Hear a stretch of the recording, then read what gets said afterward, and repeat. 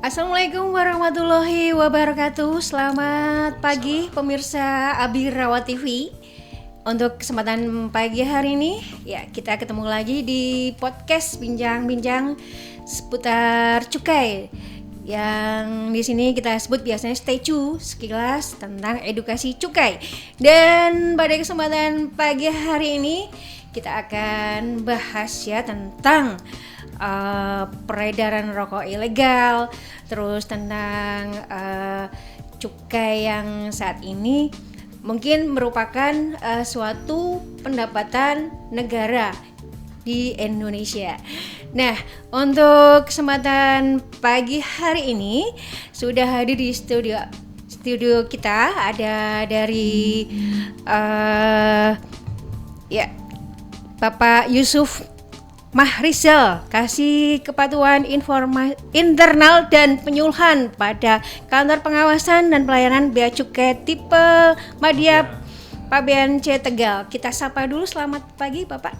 Selamat pagi Mbak Indri dan penonton semua ya. Panjang banget tadi ya. Kepala Kantor Pengawasan dan panjang banget. Iya, pendeknya Kantor Bea Cukai Tegal lah gitu. Kantor Bea Cukai Tegal. Iya. Di samping Pak Yusuf juga ada dari PLT Kepala Dinas Kominfo Kabupaten Batang. Selamat pagi Bapak Suprapto, Esos MSI. Selamat pagi Mbak Indri dan Bapak Ibu, teman-teman semuanya. Iya. Sehat semua ya Pak ya, Alhamdulillah. Baik, pemirsa Abirawat TV bersama saya Indri Paramesti akan menemani Anda di Bincang Podcast Tecu di kesempatan hari ini.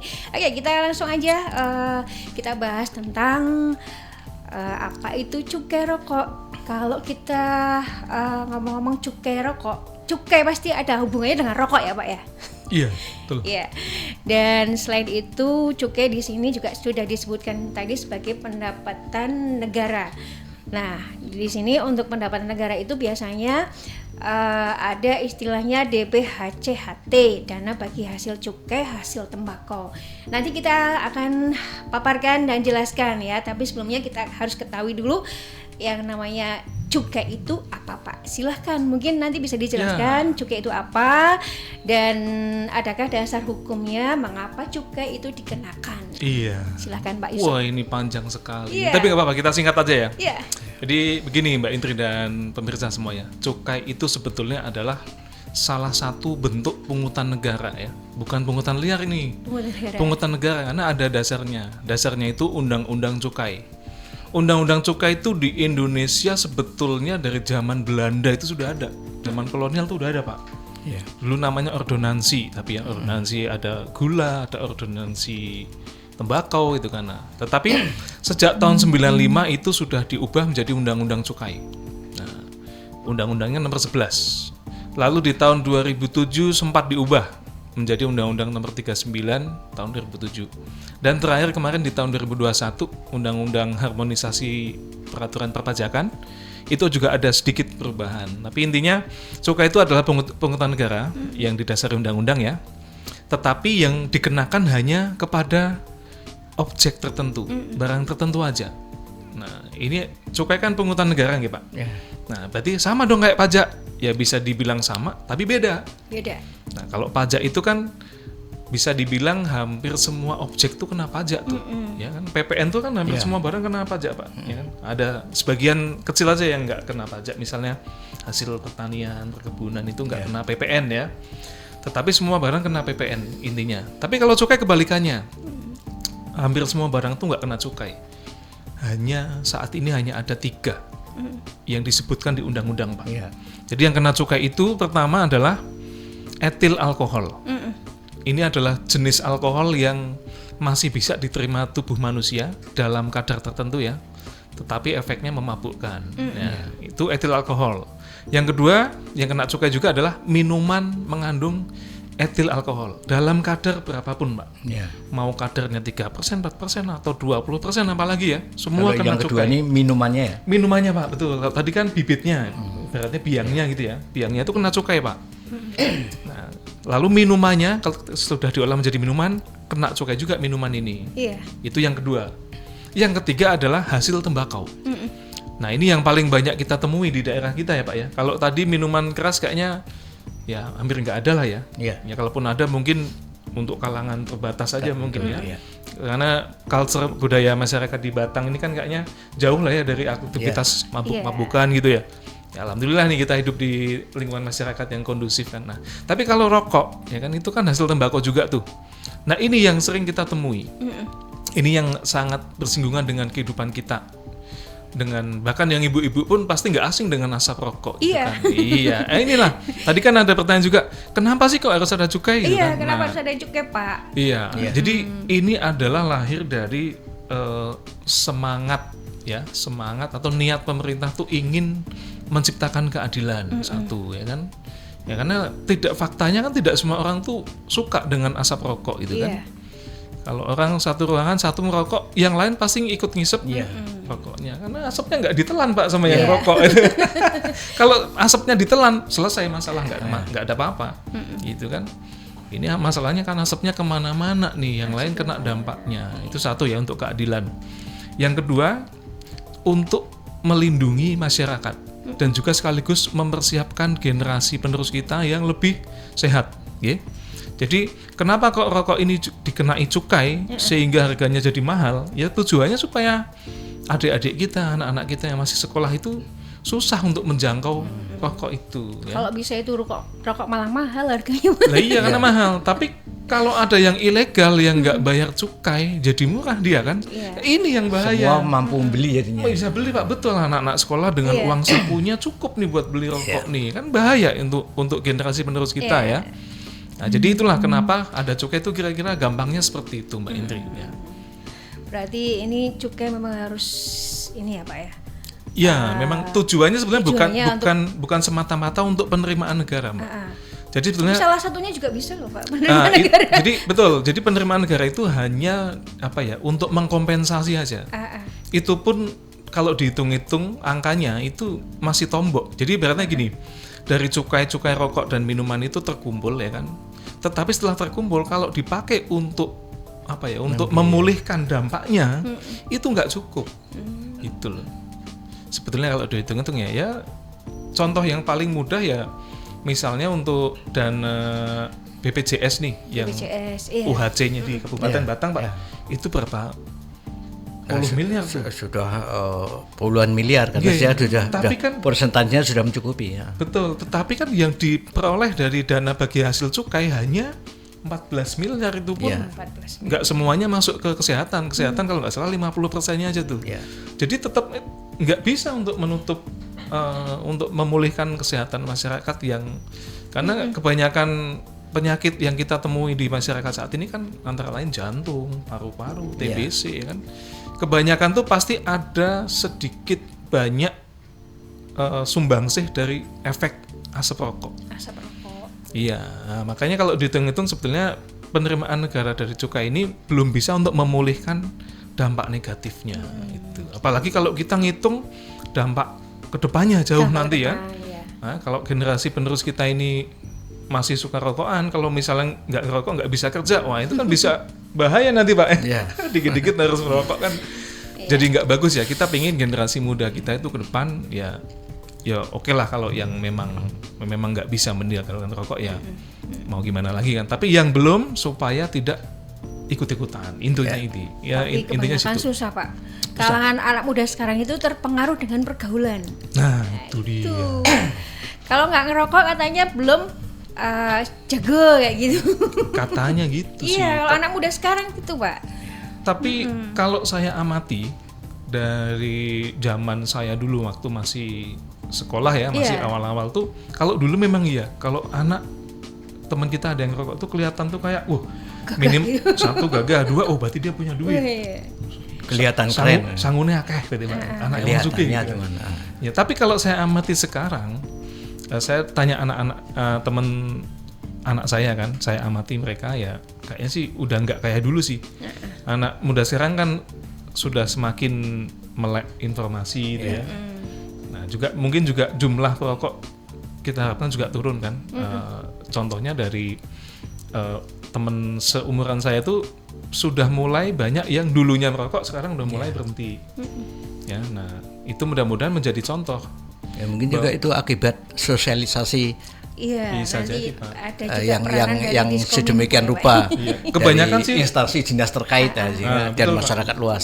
Iya, tapi Sehingga melek tadi apa bahayanya merokok ya. Dan ini biasanya juga yang agak banyak tuh ini Pak, udah kepentok penyakit Pak. iya. Iya. Jadi habis Padahal kalau rokok itu di labelnya udah bilang wah jadi jelas banget tuh. rokok itu bisa membunuhmu, tapi ternyata masih banyak orang beli rokok. Iya, apalagi kalau nggak ada tulisan itu Mbak. Iya. Iya kan? Gambarnya ada, sudah ada sih Pak di situ. Iya. Iya, memang itu adalah amanat dari Undang-Undang Kesehatan. Jadi upaya untuk menghambat konsumsi rokok ini itu tidak hanya dari cukai instrumennya, ada juga dari Undang-Undang Kesehatan. Undang-Undang Kesehatan itu mengatur kemasannya harus ada gambar apa kan. Bahkan iklannya di TV pun dibatasi jam penayangannya tuh. Iya. ya. Kemudian untuk menjual ke konsumen juga dibatasi usianya itu kan. Meskipun mungkin masih ada yang melanggar ya.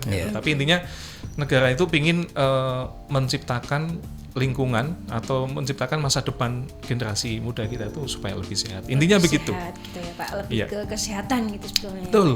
Oke. Tadi juga sempat dibahas tentang ini ya, cukai rokok, pajak. Nah, terus di sini juga ada PPN rokok ya Pak ya. Itu Iya. mungkin bagaimana cara kita membedakannya Pak antara cukai rokok, pajak rokok dan PPN rokok? Pasti Iya. ada bedanya dong Pak. Beda. Jadi kalau PPN rokok itu kan pungutan pajak, ya sama dengan barang hasil pabrik yang lain, kena PPN juga itu kan. Ya, tapi khusus rokok nanti ada lagi tambahannya, cukai tadi udah kita bahas dan pajak rokok. Iya. Jadi cukai dan pajak rokok pun beda. Kalau cukai itu dasarnya undang-undang cukai. Nah, pajak rokok ini dasarnya undang-undang yang lain lagi. Saya nggak hafal nih undang-undangnya, ini mohon maaf. Tapi intinya tiga-tiganya ini punya undang-undang masing-masing. PPN ada undang-undang perpajakan, terus kemudian cukai ada undang-undang cukai. Satunya pajak rokok itu ada undang-undang sendiri. Nah, intinya memang sengaja untuk rokok ini pajaknya berlapis memang. Oh.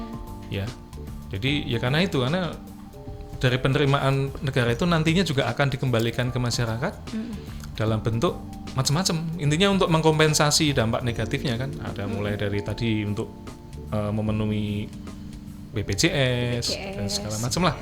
Belanja alat-alat kesehatan itu di Batang saya yakin ada juga tuh belanja alat medis ya Pak ya. Ya. Obat-obatan juga ya untuk nyuplai di puskesmas itu ya. Ya, betul. Jadi karena itu butuh dana banyak ya akhirnya mungkin cukai nggak cukup, tambahin lagi deh pajak rokok gitu kan. Nah, jadi beda tetapi tujuannya semangatnya sama untuk menurunkan atau mengendalikan tingkat konsumsi rokok. Tingkat konsumsi rokok. Iya. Nah, ini juga ada istilahnya kemarin kita dengar berita dari Menteri Keuangan kita ya Pak ya, Ya. yang berkomitmen katanya untuk tahun depan itu untuk cukai itu diturunkan. Nah, nanti kalau ada penurunan cukai rokok itu apakah ada dampaknya Pak ke depannya itu? Mungkin lebih tepatnya bukan menurunkan tapi tidak naik lagi. Tidak naik. Tidak naik. Tetapi tidak naik ya. Kenapa kok tidak naik? Karena ini sudah mulai gonjang-ganjing nih industri rokok itu, yang industri yang legal ya, itu udah mulai gonjang-ganjing. Kenapa? Karena tarifnya tiap tahun naik terus Pak. Iya. Ya kan. Sementara mereka ketika mau jual barangnya di pasaran diganggu sama yang ilegal. Ilegal. Nah ini sebetulnya kalau dari Kementerian Kesehatan itu pinginnya tarif cukai naik terus. Ya, yang legal itu dinaikkan terus, pinginnya begitu. Nah, tapi kali ini Pak Menteri Keuangan kayaknya tidak sependapat. Karena kalau ini dibiarkan seperti itu, yang legal nanti akan semakin kesulitan. Sedangkan yang ilegal ini belum bisa kita basmi, gitu kan. Nah, makanya kemungkinan Pak Menteri Keuangan nanti untuk tahun depan tidak akan menaikkan tarif cukai sebagaimana yang diinginkan Menteri Kesehatan, tetapi akan lebih fokus kepada memberantas yang ilegal. Ini nih yang perlu kita semua ketahui nih, rokok ilegal tuh yang Berarti seperti artinya apa sih? bukan cukai yang sekarang turun, Iya. tapi yang sekarang ini tidak dinaikkan. Tidak dinaikkan. Tetapi yang ilegal harus kita basmi sama-sama. Nah, ini yang membutuhkan peran serta masyarakat, Pak. Karena memang kita untuk mengawasi wilayah seluas ini, kayaknya kalau bea cukai saja nggak bisa. Dibantu dengan Pemda pun, Satpol PP pun belum bisa. Belum bisa. Iya, karena ini ya rokok itu kan barang yang biasa itu ya. Orang megang rokok itu kan hal yang lumrah Pak, di Iya. masyarakat kita ya.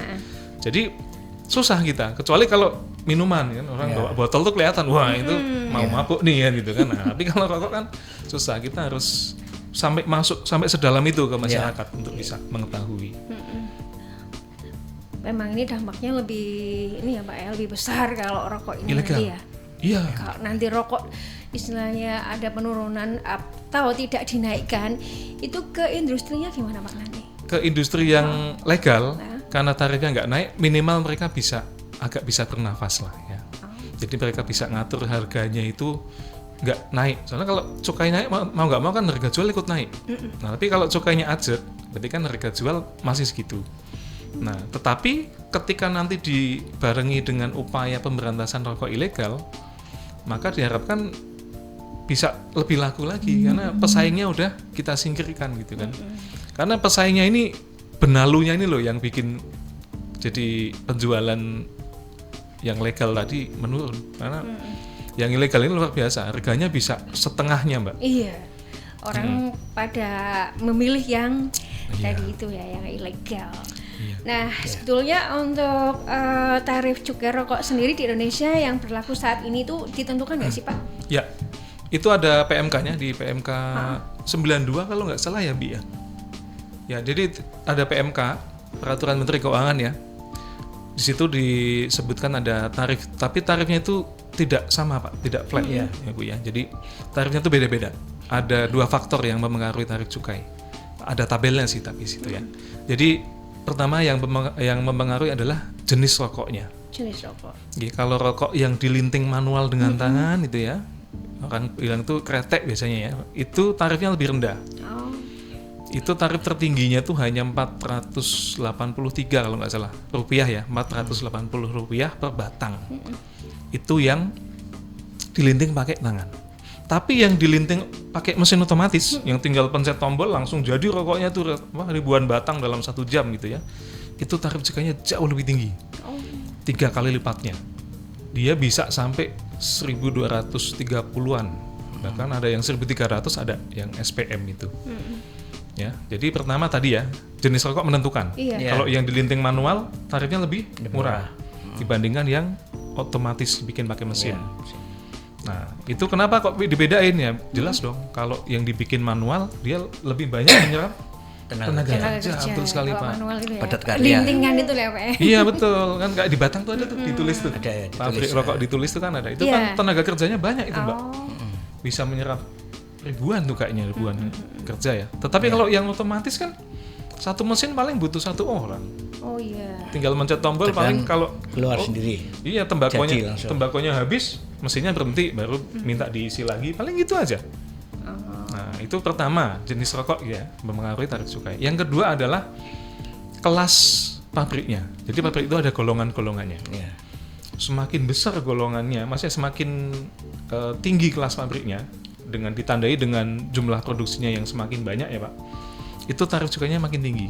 Jadi kalau pabrik yang udah terkenal ya kayak misalnya kalau di Indonesia kan ada Jarum, ada Sampurna, ada Gudang Garam gitu. Itu pasti kelasnya udah kelas yang paling tinggi. Tarif cukainya pun beda, lebih tinggi dibandingkan pabrik yang masih pemula, yang masih kecil gitu ya. Iya.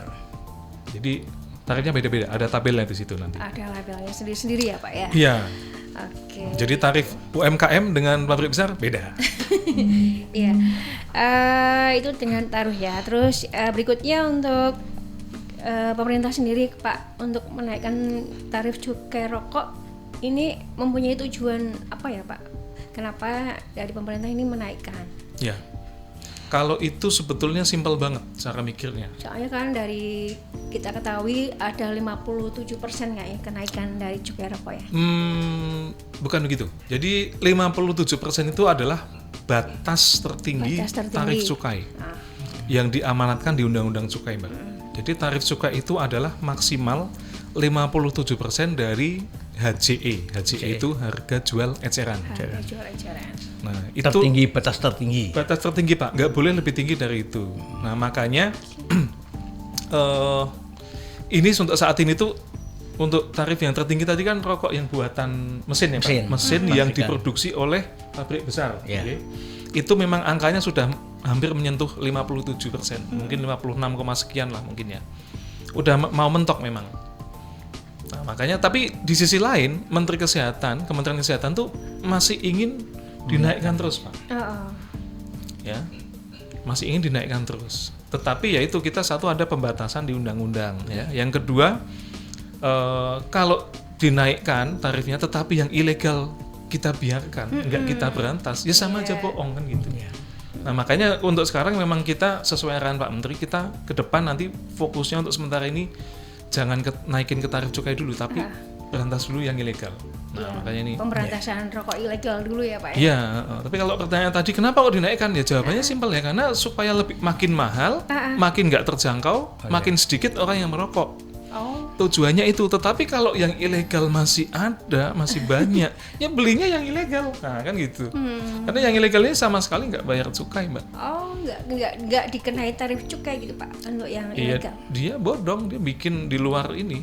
Jadi kalau pabrik rokok yang sah, yang benar itu harus terdaftar di bea cukai.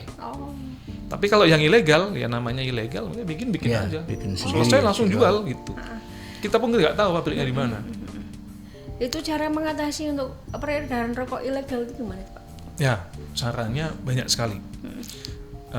Kalau kita di daerah pemasaran ya, kalau saya sebut di Batang, Kalongan, sekitarnya itu kita tuh sebenarnya daerah pemasaran Pak.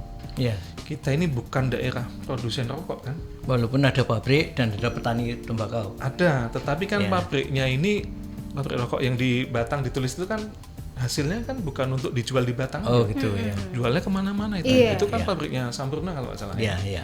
Itu ya pemasarannya seluruh Indonesia. Tetapi banyak rokok yang dijual di Batang itu kan datangnya bukan dari Sampurna aja, dari Jarum ada, dari pabrik lain yang kecil-kecil juga ada tuh, ada merek-merek macam-macam tuh, ada Dio, ada banyak lah itu pokoknya. Intinya banyak rokok yang beredar di Batang itu bukan buatan Batang dan sekitarnya gitu ya. Intinya kita ini menjadi daerah pemasaran aja. Nah, kalau kita di daerah pemasaran, maka upaya yang bisa kita lakukan adalah dengan menolak ya. Kalau kita posisinya sebagai pemilik toko ya, pemilik warung ya, kalau ditawari rokok, dicek aja dulu. Ada pita cukainya nggak? Gitu. Kalau ada pita cukainya, berarti ini kemungkinan besar rokok yang legal, rokok yang benar, aman itu untuk dijual ya.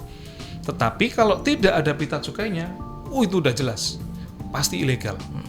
Nah, yang ilegal ini jangan diterima karena bahaya. Ya, minimal itu yang bisa kita lakukan untuk di daerah pemasaran. Tapi kalau kita berada di daerah produksi, kayak kalau di Jawa Tengah itu di sekitar Kudus, Jepara itu ya lebih tantangannya beda, lebih berat lagi di sana. Ya, karena kadang kita berhadapan dengan namanya Pak, saya kan kerja bikin rokok Pak untuk nafkah keluarga itu kan. Nah, tetapi bagaimanapun kalau tidak dilakukan secara legal itu melanggar undang-undang. Nah, harus kita tindak. Tetapi ya kalau di kita, alhamdulillah kita hanya sebagai daerah pemasaran, sebenarnya insya Allah lebih mudah sih sebetulnya. Tinggal mau atau enggak itu Pak. Iya. Itu makanya kita butuh komitmen bersama lah. Bukan hanya pemerintah, tapi masyarakat juga harus mulai sadar. Karena kalau nanti sampai ketangkep, yang kena sanksinya siapa coba? Masyarakat juga. Misalnya tadi saya sebut toko ya, pedagang ya. Kalau dia nyimpen rokok ilegal nih, resikonya tuh tinggi banget untuk mereka. Karena ancaman hukumannya di undang-undang itu pidana dan atau denda. Nah, tadi kan saya udah singgung ya, di tahun 2021 ada perubahan undang-undang.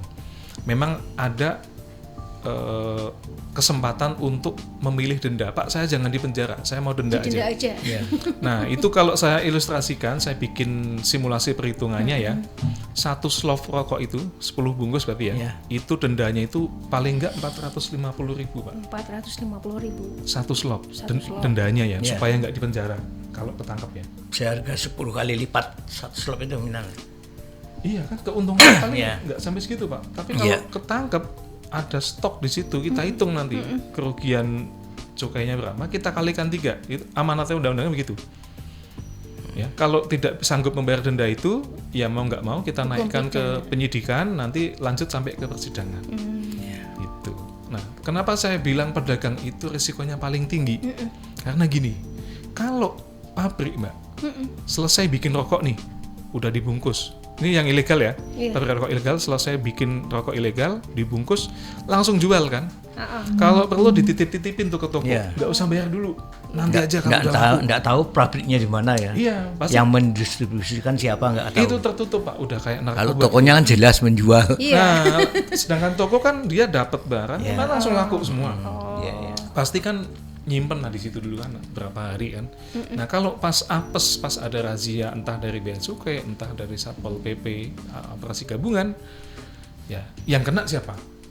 Pedagang dulu. Pedagang kalau bisa nunjukin siapa salesnya atau bisa lebih jauh nunjukin siapa pabriknya, ya kita angkut sekalian itu pabriknya. Cuman faktanya nggak bisa gitu loh. Mereka tuh wah nggak tahu Pak salesnya siapa, dihubungi udah nggak bisa. Nah makanya sebenarnya yang berisiko paling tinggi itu penjual. Kalau pembeli kan habis beli langsung dinyalain nih, buang, untungnya udah susah nangkepnya itu. Tapi kalau penjual ini yang resikonya paling tinggi sebetulnya. Berarti sanksinya lebih besar ya untuk penjual rokok. Kalau sanksinya tanpa cukai. Iya, kalau sanksinya sama aja. Yang pembuat, pengedar sama penjual itu sama, bisa disanksi dengan sama. Bidikan pertama. Kemungkinan kenanya yang berisiko tinggi itu yang kemungkinan kena duluan ya pasti pedagang. Bidikan pertama dia kena duluan karena pertama. Iya karena itu masuk. Betul, karena di daerah kita ini kan kebanyakan penjual aja Pak. Pembuatnya bukan di sini gitu kan. Jadi susah untuk nunjukin Pak ini buatannya si itu. Susah nunjukinnya kan bukan buatan Batang gitu kan. Nah, itu bahaya. Soalnya nggak tahu siapa pembuatnya gitu ya Pak. Yes, produksi mana juga kita nggak tahu, soalnya itu kan rokok ilegal. Nah itu dia, pasti nggak akan nyantumin alamat itu kan. Nah makanya kalau teman-teman yang punya pemirsa ya, yang punya toko atau punya warung, hati-hati kalau nerima dagangan rokok, dicek aja ada pita cukainya nggak. Itu aja dulu minimal. Ya baik pemirsa Abirawa TV, perbincangan kita kayaknya nanti kita akan lanjut ya tentang podcast Tecus, kilas tentang edukasi cukai. Masih di Abirawa TV di kesempatan pagi hari ini. Hai sahabat BC, sini aku kasih tahu tutorial cara mengenali rokok ilegal. Ciri rokok ilegal yang pertama adalah rokok polos atau tanpa dilekati pita cukai. Rokok polos adalah rokok yang telah dikemas tetapi tidak dilekati pita cukai resmi yang diterbitkan oleh Bea Cukai. Rokok ilegal ini cukup mudah diidentifikasi masyarakat. Karena secara kasat mata, ciri-cirinya dapat dilihat langsung pada kemasan produk. Ciri yang kedua adalah rokok dengan pita cukai palsu. Rokok ilegal dengan pita cukai palsu merupakan rokok yang telah dikemas tetapi dilekati pita cukai yang tidak resmi yang diterbitkan oleh Bea Cukai. Pita cukai palsu biasanya dicetak pribadi menggunakan kertas biasa dan tidak memenuhi ciri-ciri khusus dan unik yang seharusnya ada di dalam setiap pita cukai. Untuk memastikan keaslian pita cukai, salah satu caranya adalah dengan menggunakan sinar UV. Dengan bantuan sinar UV, pita cukai yang dilengkapi teknologi hologram akan memancarkan kode unik yang dapat dijadikan patokan keaslian pita cukai. Ciri ketiga adalah rokok dengan pita cukai bekas pakai. Rokok dengan pita cukai bekas pakai berarti rokok tersebut telah dilekati dengan pita cukai yang pernah dipakai dalam produk sebelumnya atau produk lain. Untuk memastikan bahwa pita cukai itu bekas, perhatikan kondisi pita cukainya. Pita cukai bekas pakai biasanya memiliki kondisi yang tidak bagus atau tampak tidak baru lagi. Selain itu, biasanya juga terdapat sedikit bekas robekan di ujung-ujung pita cukainya. Kemudian, ciri keempat dan kelima adalah rokok dengan pita cukai salah peruntukan dan rokok dengan pita cukai salah personalisasi. Pahami bahwa kedua rokok ilegal tersebut sebenarnya dilekati dengan pita cukai yang asli, tetapi tidak sesuai dengan peruntukan rokoknya. Setiap pita cukai memiliki ciri yang khas sesuai dengan produknya. Pita cukai akan memuat beberapa data yang sesuai dengan produk yang akan ditempel, contohnya seperti jumlah batang rokok, jenis rokok, bahkan personalisasi perusahaan. Personalisasi pita cukai sendiri adalah cetakan pada setiap keping pita cukai berupa susunan huruf dan atau angka yang terdiri dari 10 karakter yang secara umum diambil dari nama pabrik. Jadi, setiap pabrik akan memiliki masing-masing personalisasinya. Mari bersama kenali ciri-ciri rokok ilegal untuk mencegah peredarannya. Kepada seluruh sahabat BC untuk lebih teliti sebelum membeli ya. Jika menemukan rokok ilegal di pasaran, segera lapor ke kantor Bea Cukai terdekat atau kontak center Bravo Bea Cukai 1500 225 dan juga media sosial resmi Bea Cukai @beacukai.ri. Bye.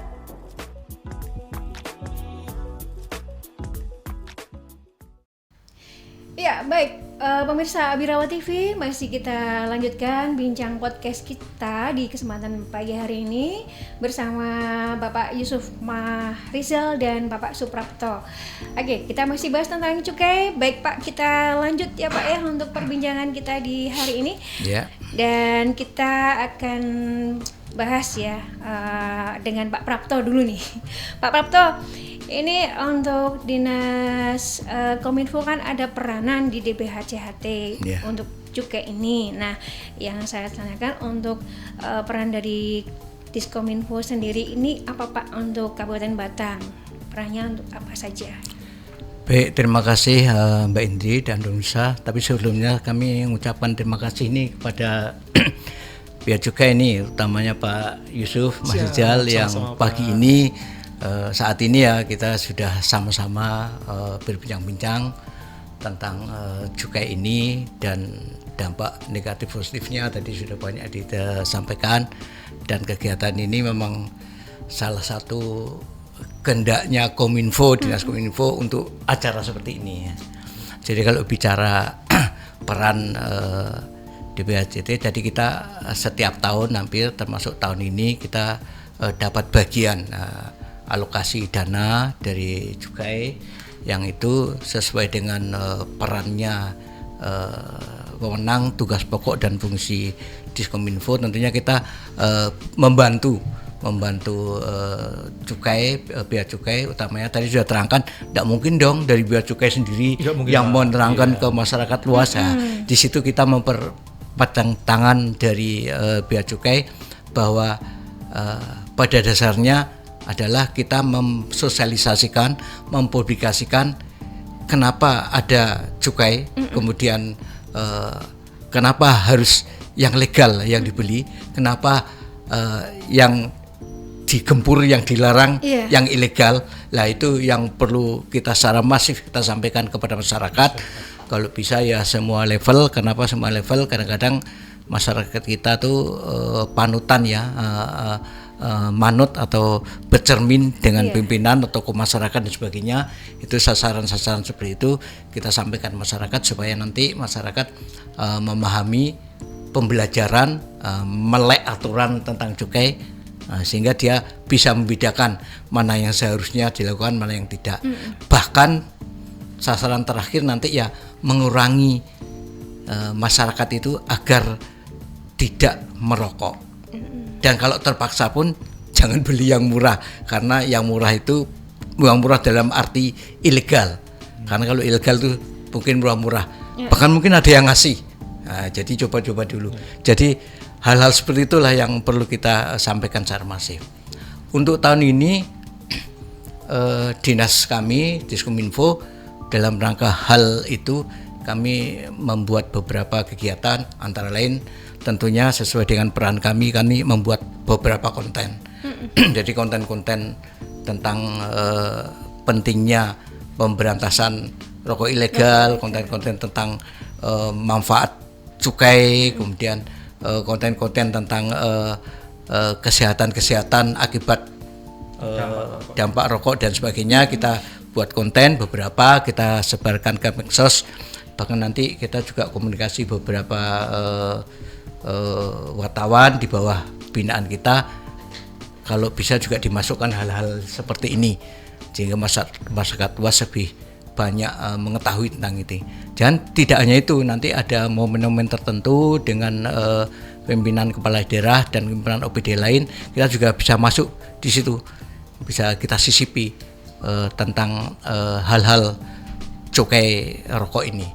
Dan yang lebih penting lagi, mungkin di daerah-daerah lokasi-lokasi tertentu di keramaian, mungkin dekat alun-alun, dekat pasar dan sebagainya, kita pasang MMTI atau baliho beberapa titik kalau dananya cukupi itu pun semua kecamatan yang lokasi terbesar kita pasang itu semua sehingga dibaca oleh masyarakat. Setiap mau lampu merah berhenti, mau tak mau dia membaca tentang itu. Jadi itu yang beberapa yang kita lakukan juga bersama tim OPD lain. Jadi kita OPD lain, misalnya Dinas Kesehatan, Satpol PP, dan beberapa OPD lain atau instansi, mungkin kalau dalam rangka ini nanti mengajak kita, nah, kita ada di dalam timnya. Sementara itu, ya Pak Indri. Ya. Itu berarti peranan Kominfo dalam DPH-CHT ya Pak ya? Iya. Oke. Terus mungkin bentuk-bentuk dari sosialisasinya Pak? Ya. Mungkin lewat media atau gimana? Ya betul. Seperti yang saya tadi. Jadi kita tentunya lewat media. Ya media. Tapi kita membuat konten yang menarik. Zaman sekarang, utamanya anak-anak muda ya. Kalau melihat konten itu lebih menarik daripada melihat orian tulisan literatur suruh baca. Ini aturannya suruh baca, tidak akan dibaca itu.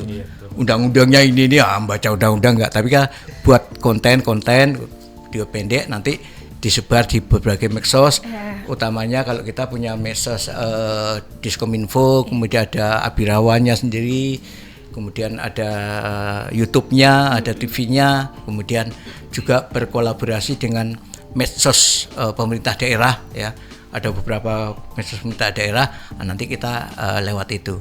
Di samping secara langsung memasang baliho atau MT di tempat-tempat keramaian tadi. Jadi bentuk itu. Iya.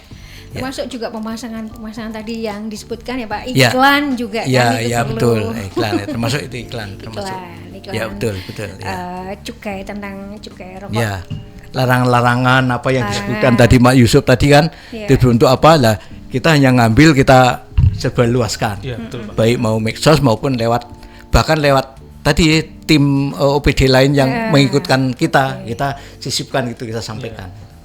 Intinya kita nggak berhenti terus Pak ya untuk sosialisasi ke masyarakat supaya masyarakat itu tahu mana yang legal, mana yang ilegal, sehingga ini untuk masyarakat Pak, supaya mereka terhindar dari pelanggaran hukum ya. Jangan sampai karena mereka nggak tahu ya, pokoknya tahunya ini rokok murah berarti tak jual lah gitu kan.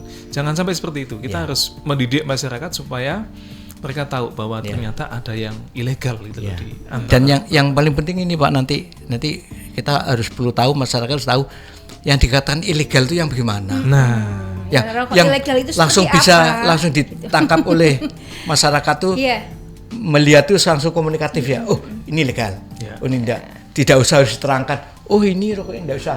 Jadi ketika dia dapat, dia langsung bisa menyimpulkan sendiri ini ilegal, ini tidak.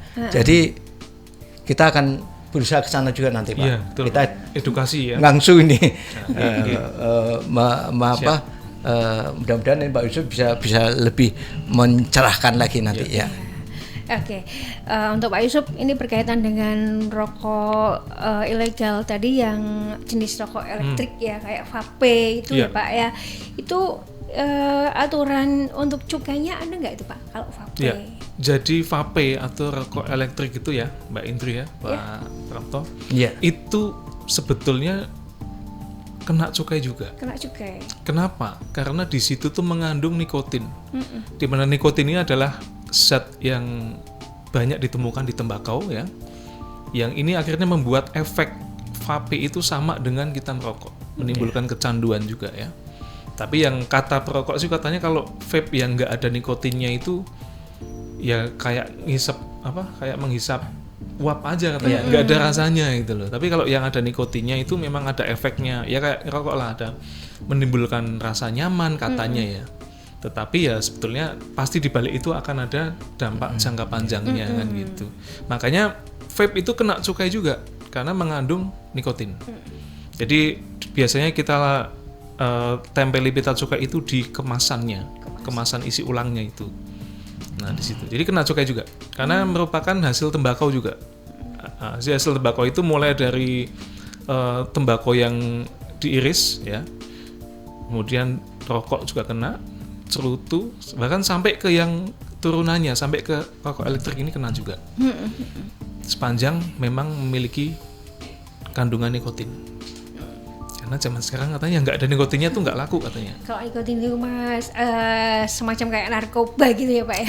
Iya bisa bikin kecanduan kan gitu. Iya betul, ada efek karena kata riset ya, peneliti itu katanya bilang bahwa nikotin ini memang dia bisa memicu hormon dopamin kalau nggak salah. Nah itu yang membuat kita tuh otak mengeluarkan dopamin itu sehingga merasa nyaman. Ya, tetapi efeknya itu kalau pas kita butuh dopamin, akhirnya mau nggak mau harus ada rokok gitu ya, kan. Canduan. Iya, tagihan.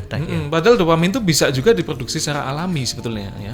Misalnya dengan kita berolahraga itu dopamin, endorfin juga bisa muncul sebetulnya.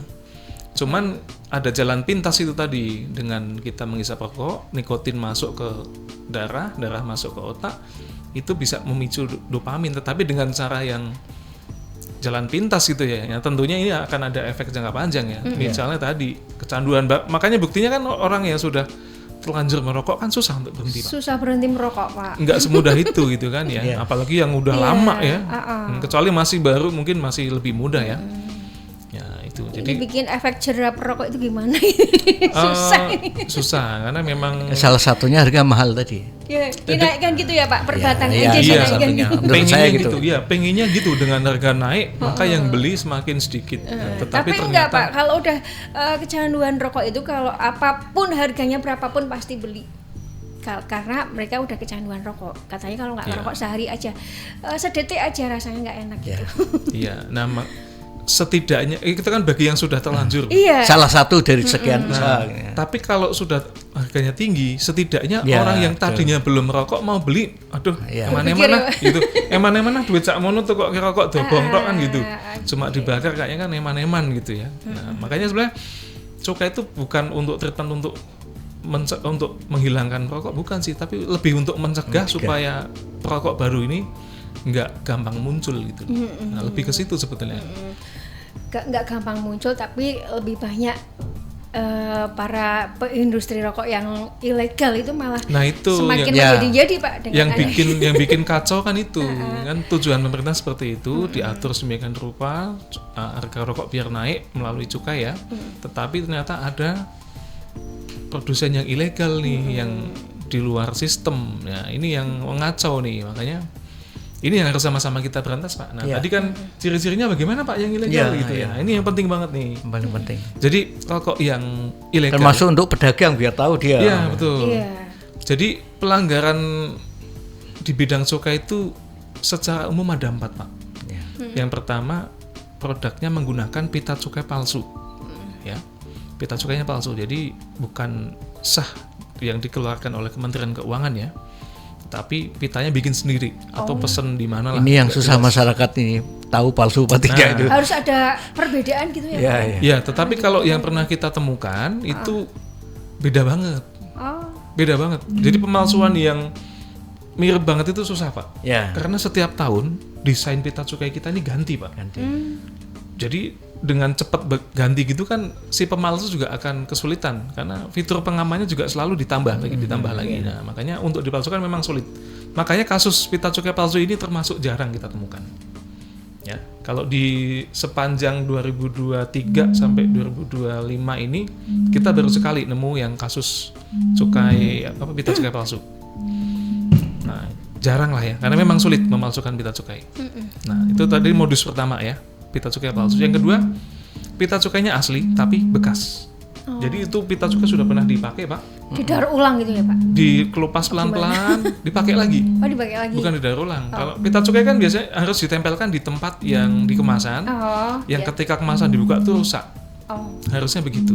Ditempel lagi di yang. Nah, ini kalau sama dia belum rusak. Jadi memang sengaja dikelupas pelan-pelan ya. Pelan-pelan nanti ditempel lagi di produk yang baru gitu kan. Ini ilegal juga meskipun pitanya asli, tapi ilegal. Tapi ini jarang juga. Kemudian yang ketiga, pitanya tidak sesuai peruntukan. Jadi misalnya tadi kan kita udah ngomong tarif cukai ya. Kalau rokok yang lintingan tangan kan tarifnya murah.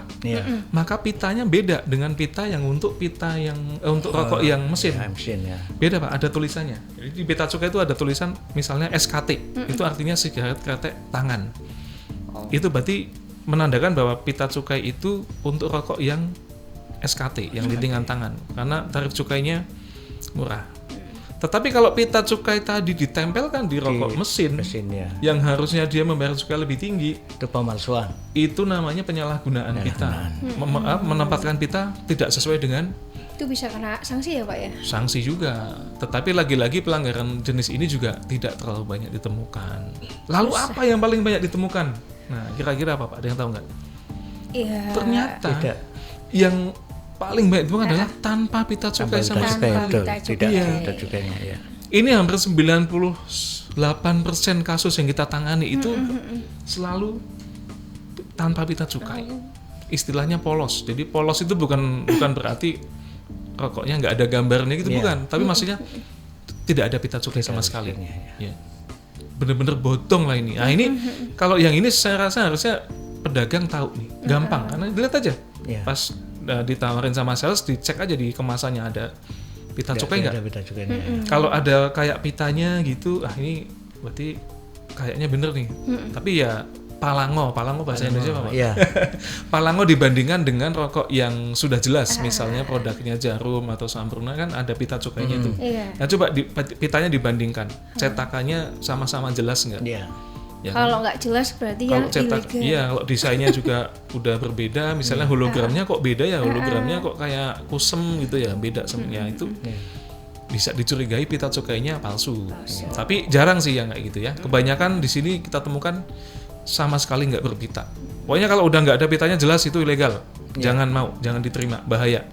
Bisa kena sanksi nanti si penjual ini ya, pedagang nanti.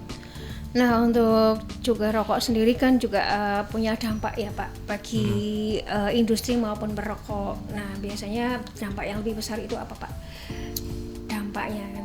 Cukainya atau rokoknya nih? Iya cukai ya rokok juga. Ya, kalau dampak cukai itu ke perusahaan itu sebetulnya nggak ada masalah. Nggak ada masalah. Kenapa saya bilang nggak ada masalah? Karena cukai itu memang ditalangi oleh pabrik ya. Karena mekanismenya gini, ketika pabrik rokok yang sudah terdaftar di bea cukai, ya harus terdaftar dulu nih ya, sah dulu pabriknya nih, maka dia boleh memesan pita cukai. Jadi dia produksi barang nggak apa-apa, produksi dulu aja, tapi belum boleh dikeluarkan dari pabrik. Dia harus pesan dulu pita cukai Pak. Pita cukai pesan, kira-kira saya pesan untuk sekian juta bungkus misalnya. Berarti nanti kita bea cukai akan nyediain pitanya cukai. Iya. Sekian bungkus berarti sekian lembar itu kan. Nah, setelah kita cetak pitanya, nanti mereka bayar dulu Pak. Nah ini saya bilang tadi, nalangi dulu mereka, nalangi cukainya, nalangi, bayar ke kas negara, udah masuk uangnya, baru kita serahkan pitanya. Padahal yang bayar itu adalah pembeli rokok. Iya, nanti ujungnya, bukan pabriknya. Betul, ujungnya cukai itu akan dibebankan, dimasukkan ke harga jual. Nah, jadi sebetulnya pabrik itu nggak terdampak. Iya. Justru yang terdampak itu ketika ada atau banyak yang ilegal. Nah, karena yang ilegal ini di luar sistem nih, mereka nggak jelas siapa, tapi tiba-tiba ada aja barangnya di pasaran dan murah harganya, kacau kan? Nah, ini yang membuat industri rokok yang legal terdampak. Bahkan kemarin kita sempat lihat di medsos, sempat viral ya, katanya gudang garam itu banyak yang di PHK gitu kan. Ya, ini nggak bisa kita anggap sepele karena ini menurut saya ini udah jelas sekali, ini salah satu penyebabnya adalah maraknya peredaran rokok ilegal. Nah, coba kalau yang ilegal itu bisa kita hilangkan ya, yang ada di pasaran hanya yang legal saja, pasti orang akan membeli rokok ya sesuai dengan kemampuannya ya. Karena tidak semua yang legal itu mahal. Ya, contohnya tadi ada rokok buatan Pemalang. Di Pemalang ada pabrik rokok Pak, kecil-kecilan, UMKM lah kalau saya bilang ya. Tapi dia legal. Dia udah terdaftar di bea cukai, di kami udah terdaftar, sudah mesen pita cukai, sudah kita kirim pita cukainya, dia udah bisa jualan dengan legal dan harganya murah. Kenapa? Karena dilinting dengan tangan. Dan pabriknya masih kecil, jadi tarifnya tuh cuma satu batang tuh cuma 122. Bandingkan dengan rokok mesin tadi yang 1.200. Rokoknya Sampruna, Jarum itu 1.200 satu batang. Ini cuma 120. Sepersepuluhnya kan. Jadi yang legal pun sebetulnya ada yang murah. Ya. Nah, cuman yang ilegal ini yang memang bikin merusak semuanya. Yang kelas kakap aja bisa terganggu, apalagi yang kecil-kecil UMKM. Nah, itu loh. Itulah bahayanya rokok ilegal. Jadi dampaknya bukan hanya ke penerimaan negara aja, tapi ke mengganggu stabilitas industri rokok, yang mana di situ juga akan berdampak ke petani tembakau juga, ya kan? Kemarin di Temanggung sempat ramai kan? Iya. Ya kan, banyak petani yang mengeluh tembakonya nggak dibeli lagi sama pabrik-pabrik yang besar itu. Nah, gitu. Nah, karena ya itu tadi. Itu berarti merugikan petani juga ya Pak? Iya, dampaknya luas sekali Mbak. Tapi kalau yang beredar itu hanya yang legal saja, insya Allah ya semua lebih terkendali, dan tujuan jangka panjang kita untuk menurunkan angka prevalensi merokok juga insya Allah bisa lebih mudah tercapai, sehingga upaya untuk menyiapkan generasi lebih sehat insya Allah lebih mudah. Tapi kalau penurunan untuk rokok yang legal itu nanti berdampak dong Pak di perusahaan? Penurunan apa nih? Penurunan untuk cukainya, terus kan otomatis dengan penjualan gitu ya Pak ya. Penjualan untuk rokok yang ilegal, kalau ada penurunan berarti ada dampak nanti untuk ke industri gimana Pak? Kalau rokok ilegalnya habis misalnya, rokok ilegalnya bisa kita hilangkan nih, bisa kita tindak semua, kita tutup ya. Ya otomatis banyak pengangguran dong Pak nanti. Jangan salah Mbak, rokok ilegal itu hampir semuanya SKM Mbak, sigaret kretek mesin. Dibuat dengan mesin. Kalau pabrik ilegal Mbak, menurut saya nggak mungkin mereka bikin rokok tangan. Tahu nggak kenapa? Ya karena yang tahu banyak nanti Pak. Karena kalau pabrik rokok tangan kan butuh karyawan banyak untuk bisa ngejar produksi. Makanya mereka yang ilegal ini pasti bikinnya mesin, rokok mesin yang mesin kan diem aja nggak bisa ngomong kan, tinggal pencet, karyawan cukup 1-2 udah bisa hasilkan ribuan batang dalam satu hari. Mereka nggak mudah ketahuan. Jadi kalau kita tutup yang ilegal, nggak ada tuh dampak di tenaga kerja, nggak ada. Nggak ada ya? Minim banget lah. Tapi kalau yang ilegal ini kita biarkan, nanti kayak yang ditulis itu Sampurna yang legal dan menyerap banyak tenaga kerja, bisa terdampak itu. Karena kita tahu dampak positif maksudnya. Iya, ada berita kan kayak salah satu produk rokok ya, produsen rokok itu kayak Gudang Garam kemarin kan banyak mem-PHK-kan karyawan. Itu karena mungkin ada dampak yang ditimbulkan ya Pak ya dari pasti produksinya itu. Saya yakin ada sumbangsih dari peredaran rokok ilegal. Meskipun di berita yang lain saya juga membaca bahwa memang pengelolaan keuangan di Gudang Garam ini juga agak beda dengan raksasa rokok yang lain Pak. Karena kan Gudang Garam ini juga membangun bandara ya di Kediri ya. Tentunya juga itu mungkin membutuhkan banyak biaya dan mungkin balik modalnya mungkin agak lama kalau bandara kan. Nah, jadi memang agak beda. Jadi tiap pabrik rokok itu memiliki pola pengembangan bisnis yang beda-beda. Kalau kayak Sampurna Jarum tuh sekarang udah mulai merambah ke dunia pendidikan bahkan ya, kesehatan. Nah, tapi kalau Gudang Garam kemarin kayaknya agak beda dia. Makanya ada tuh banyak tuh di YouTube diulas tuh tentang sedikit anomalinya Gudang Garam ini. Sebab yang lain, yang Sampurna sama Jarum dan raksasa yang lain tuh kayaknya cenderung masih stabil sih, memang nggak bisa berkembang pesat ya, tetapi lebih stabil. Jadi nggak bisa kita judge, kita hakimi bahwa ini pasti gara-gara rokok ilegal ya. Nggak semata-mata itu faktornya. Tetapi memang faktanya rokok ilegal ini pasti akan mengganggu yang legal. Nah itu yang harus kita hindari, karena nggak adil. Masa yang legal mau dibiarkan, yang ilegal kok dibiarkan, sorry. Ini harus kita berantas supaya yang legal yang sudah patuh ini bisa berbisnis dengan sehat, dengan lancar, dengan tetap mengikuti aturan dari pemerintah. Kalau pemerintah bilang waktunya tarif cukai naik, ya udah mereka pasti akan ngikutin karena legal. Tapi kalau yang ilegal kan mau kita bilang tarifnya naik atau turun, mereka nggak mau tahu. Bodoh amat ya, mereka tetap ya bikin aja gitu ya. Jadi itulah makanya kita harus lindungi yang legal. Dalam arti jangan kasih ruang untuk rokok ilegal. Karena jadi itu ini ada semacam perlindungan dong Pak untuk konsumen rokok. Bukan konsumen yang kita lindungi. Yang kita lindungi adalah karena mereka kan udah legal, udah ngikuti ketentuan. Ya sudah selayaknya dong mereka itu kita lindungi dengan cara bukan kita kasih subsidi ke dia, bukan, tetapi dengan kita matikan yang ilegalnya. Yang ilegal. Ya ibaratnya kalau kita nanam padi, yang kita matikan kan rumputnya, gitu ya. Kita cabut. Tapi kalau di lapangan bola kan beda, rumput malah yang dipelihara itu ya. Nggak, tapi konteksnya gini, konteksnya kita kan ingin memberikan kepastian hukum ya.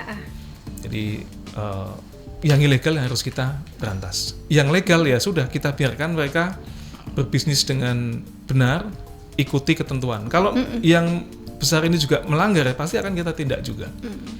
Gitu. Oke. Terus ini juga untuk rokok jenis-jenis rokok ilegal. Nah, itu karena kayak jenis vape itu kan berbagai macam rasa ya, Pak ya. Iya. Itu nanti untuk para konsumen bisa membedakan yang lebih bagus yang mana gitu, Pak. Nah, kalau yang bagus yang mana, suka bilang nggak ada yang bagus. Nggak ada yang bagus. Nggak ada bagus. Rokok itu mau yang legal, mau yang ilegal, semuanya nggak bagus untuk kesehatan ya. Apalagi yang ilegal. Yang legal aja sudah ada tulisannya tuh di kemasan, ya kan? Ya karena memang faktanya seperti itu, ya. Apalagi yang ilegal, yang pembuatannya tidak melalui prosedur yang benar. Betul. Uji labnya pun tidak ada, ya kan? Asal buat aja. Nah, tapi kalau untuk membedakan vape misalnya yang legal apa yang ilegal, gampang. Lihat aja ada pita cukainya atau enggak. Sesimpel itu sebetulnya. Kalau ada pita cukainya maka 98% legal lah. Legal. Ya. Kalau legal itu berarti nggak apa-apa gitu. Ya maksudnya minimal itu sudah mengikuti ketentuan. Ya, sudah sesuai dengan prosedur yang ditetapkan pemerintah gitu ya. Jadi di situ ada kontribusi ke pendapatan negara juga yang nantinya untuk dikompensasikan ke masyarakat lagi sebetulnya untuk balik masyarakat kan. Dibandingkan dengan yang ilegal, itu hanya menimbulkan dampak negatif tanpa ada kontribusi. Nah, bedanya di situ. Jadi kalau teman-teman pemirsa ya, kalau memang sudah terlanjur merokok ya dan susah untuk masih belum bisa berhenti, ya tolonglah jadilah perokok yang bertanggung jawab. Ya, dengan cara hanya membeli yang legal yang ada pita cukainya dan merokok di tempat-tempat yang sudah ditentukan, diperbolehkan. Ya. Terus kalau bisa jangan menampakkan aktivitas merokok di depan anak-anak, ya apalagi anak sendiri, anak orang lain apalagi ya gitu. Intinya jadilah perokok yang bertanggung jawab. Boleh, negara ini sampai saat ini masih memperbolehkan merokok ya, belum dijadikan aktivitas yang dilarang seperti mengkonsumsi narkoba ya. Ini artinya negara masih memaklumi lah bahwa itu bagian dari mungkin bisa dibilang budaya kali ya, karena kan udah dari zaman kapan ya rokok itu ditemukan ya. Nah, dan faktanya juga banyak sekali yang terlibat di industri rokok. Jadi sampai saat ini negara masih menganggap merokok itu masih boleh, tetapi ikuti aturannya. Hanya beli yang sudah membayar cukai dengan tanda ada pita cukainya. Nah itu kita kan istilahnya dari pemerintah juga ini ya Pak ya, berusaha untuk menurunkan itu untuk pembeli rokok yang terutama usia antara usia 10 sampai dengan 18 tahun. Kita sering dapetin loh Pak anak kecil pada rokok. Nah, gitu. Tapi upaya itu susah kita terapkan Pak. Iya. Karena ya tadi pengaruh dari pergaulan itu. Iya memang. Memang kalau sampai sedalam itu memang nampaknya akan membutuhkan usaha yang lebih berat lagi ya. Karena bagaimanapun kalau kami di Bea Cukai kita menjalankan undang-undang cukai itu tidak sampai ke situ. Kalau larangan menjual rokok rokok semua jenis rokok ya ke kelompok usia tertentu itu adanya di Undang-Undang Kesehatan. Nah, Undang-Undang Kesehatan ini dijalankan oleh ya semua unit sebetulnya sih. Dinas Kesehatan juga ada di kabupaten ya Pak. Ya, Dinas Perdagangan juga punya kuasa juga untuk menertibkan penjual-penjual atau toko-toko yang tidak tertib. Tapi kan juga faktanya belum memungkinkan kita untuk mengawasi setiap toko apakah benar dia hanya menjual ke usia tertentu atau tidak, kan kita belum bisa sampai ke situ. Nah, makanya kalau menurut saya ya pertama minimal kita kurangi yang ilegal aja dulu. Ilegal aja dulu. Yang ilegal itu udah hilang, tinggal sisa yang legal, maka ya insya Allah sudah lebih baik. Ya, karena yang legal itu pasti sudah ada, kontribusi cukai, ada pajak rokoknya, PPN juga ada. Ya. Tapi kalau yang ilegal, tiga-tiganya ini nggak ada, cukainya nggak ada. Nggak ada cukainya. Pajak rokok dia nggak bayar, PPN juga nggak ada pasti. Berarti itu menguntungkan yang produksi, Pak. Iya. Menguntungkan secara pribadi Betul. gitu ya, Pak ya. Pak, yang paling untung adalah pembuatnya, Mbak. Pembuat rokok ilegal itu untungnya paling gede. Iya. Kalau penjual, paling keuntungannya berapa? Ya. Tetapi resikonya paling tinggi di siapa? Konsumen. Resiko untuk ketangkepnya. Yang konsumsi.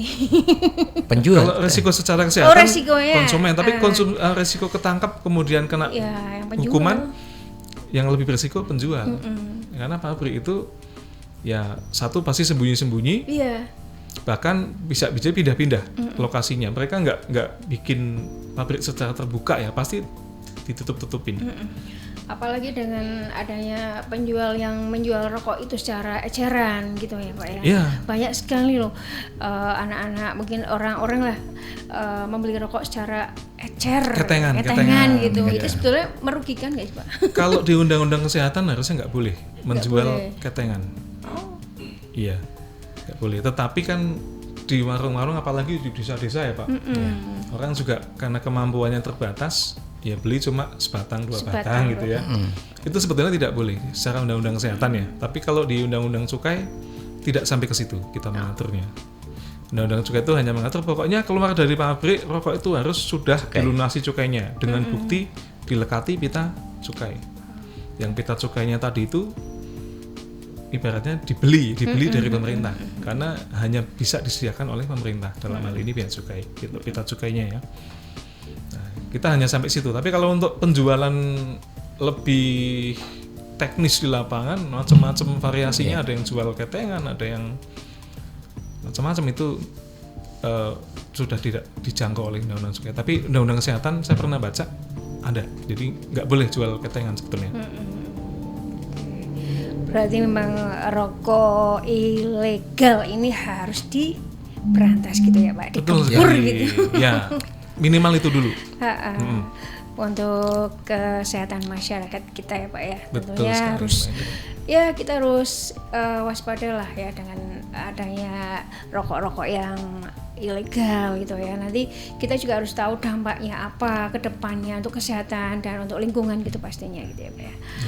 Oke, pemirsa Ambirawa TV, kayaknya perbincangan kita cukup menarik sekali di kesempatan pagi hari ini bersama Bapak Yusuf Mahrizal juga Bapak Suprapto ya.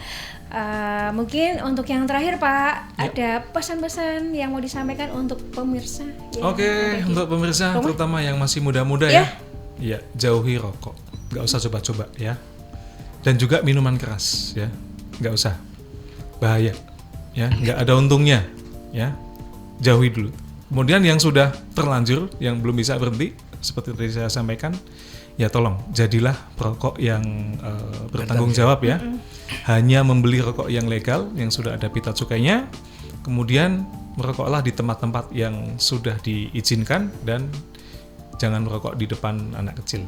Nah, jadi itu, jadi perokok yang bertanggung jawab ya. Ya. Pak Prapto mau menambahkan? Ya, terima kasih. Dari kami selaku Dinas Kominfo tadi sudah banyak diterangkan bahayanya ya, banyak bahayanya sebagainya. Yang lebih penting lagi, kalau kita pemerintah kan hanya menyampaikan sosialisasi lewat media sosial, lewat tadi baliho dan sebagainya. Tapi yang lebih penting di sini kami minta masyarakat setempat, khususnya keluarga masing-masing. Di sinilah yang bisa mencegah titik awal. Jadi keluarga masing-masing, nanti yang punya anak, punya adik, punya kakak, punya saudara, lingkungan tempat tinggal, saling mengingatkan bahayanya seperti yang telah kita bincangkan tadi. Jadi kami penting itu, percuma pemerintah melalui media dan lain sebagainya, tapi kalau masyarakat setempat tidak membantu mensosialisasikan, menyampaikan, memberi pembelajaran, dan paling penting terakhir membeli contoh di masyarakat setempat. Gitu aja. Sama satu lagi Mbak Idri, saya lupa. Lalu bagaimana kalau masyarakat menemukan ada sales atau pengedar rokok ilegal? Oh iya. Ya, laporkan saja, ya, laporkan ke Bea Cukai Tegal bisa langsung ya, lewat kontak WA bisa, atau ke Satpol PP juga bisa. Kalau mau langsung ke Bea Cukai, bisa langsung ke hotline Bea Cukai Pusat di 1.500 225 ya. 1.500 225. Atau bisa supaya lebih cepat ditangani langsung ke Bea Cukai Tegal ya, karena Batang ini masuk wilayahnya pengawasan Bea Cukai Tegal, di WhatsApp nomor 0811 2888 521. Iya. 0811 2888 521. Iya. Insya Allah kita respon dengan cepat dan data pelapor kita akan jaga kerahasiaannya, kita jamin. Ya, jadi jangan takut kalau menemukan ada orang yang menawarkan, ya, apalagi sales, apalagi tahu, oh Pak sana ada gudangnya Pak, Iya. infokan Langsung aja, laporkan aja, ya gitu kita ya, Pak, akan langsung tindak ya. Gitu. Iya, langsung ada penindakan tegas. Insya Allah. Insya Allah. Baik, pemirsa Ambirawal TV, nampaknya cukup sekian dulu bincang-bincang kita di podcast Tecu, sekilas tentang edukasi cukai di kesempatan hari ini. Terima kasih Pak Yusuf Mahrisel dan Pak Suprapto yang sudah hadir di studio. Ya, dan sama-sama, Mbak. akhirnya kami yang bertugas, genap kru Ambirawal TV, terima kasih. Selamat pagi, selamat berjumpa lagi di lain kesempatan. Ya. Sayangi sehatmu sebelum tiba sakitmu.